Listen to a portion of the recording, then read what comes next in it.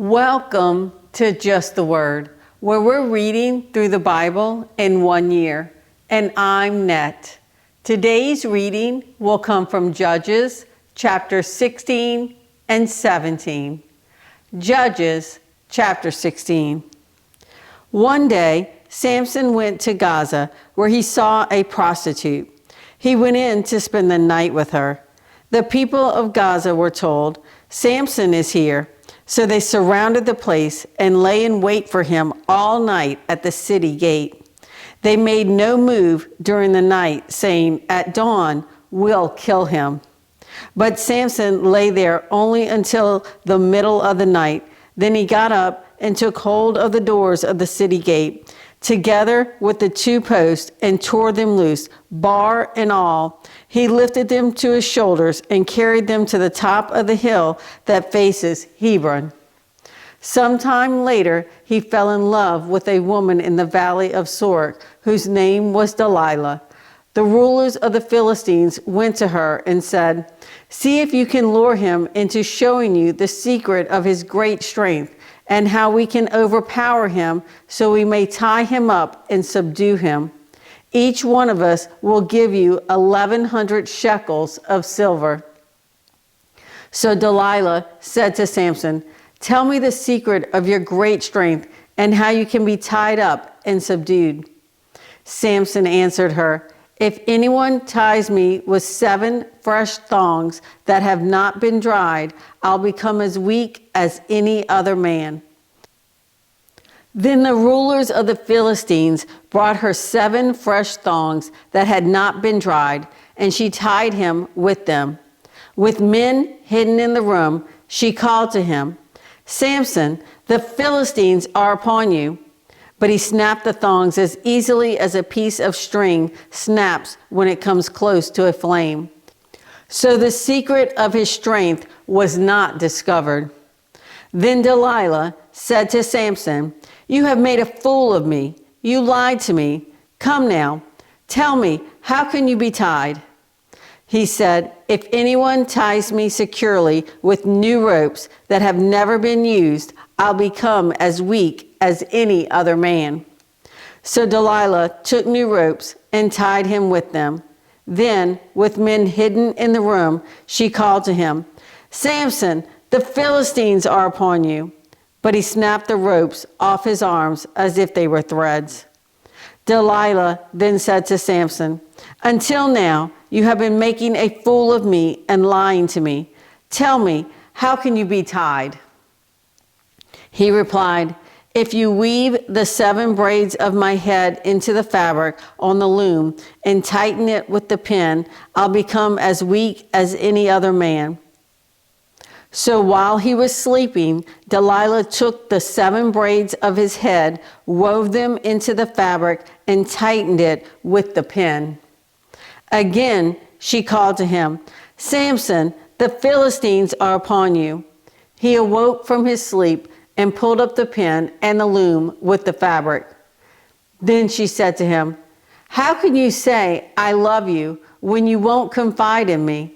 This is the 3rd time you have made a fool of me and haven't told me the secret of your great strength."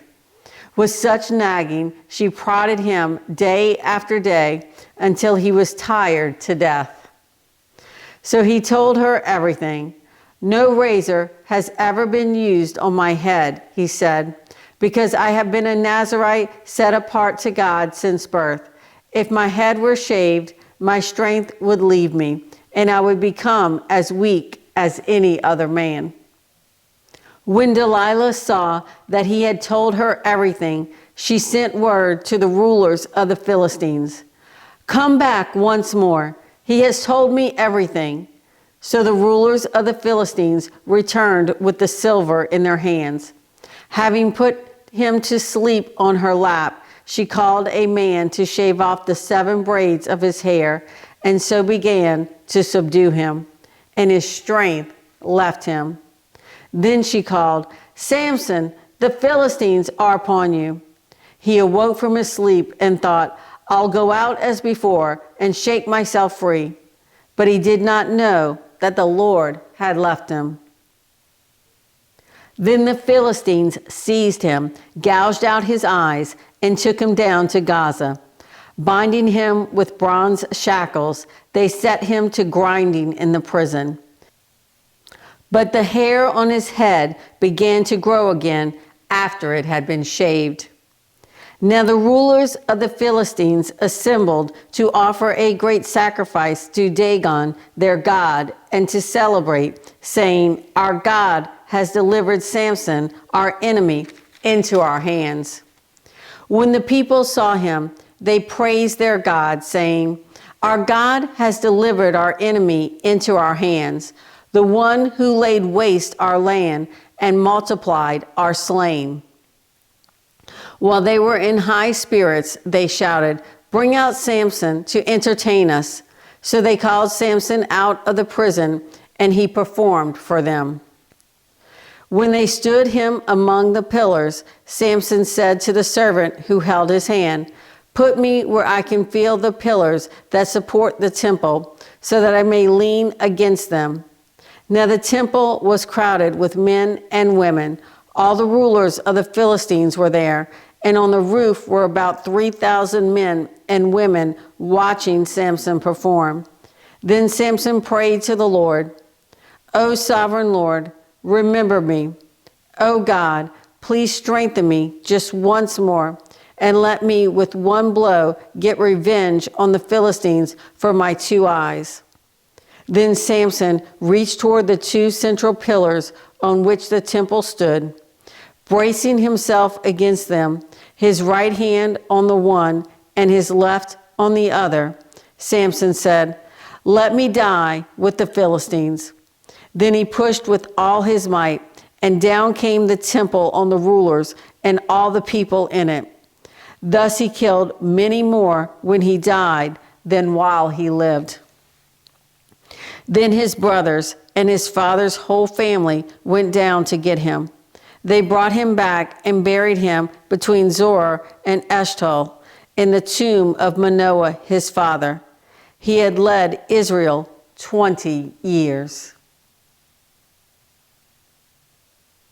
Judges chapter 17. Now a man named Micah from the hill country of Ephraim said to his mother, "The 1,100 shekels of silver that were taken from you, and about which I heard you utter a curse, I have that silver with me. I took it." Then his mother said, "The Lord bless you, my son."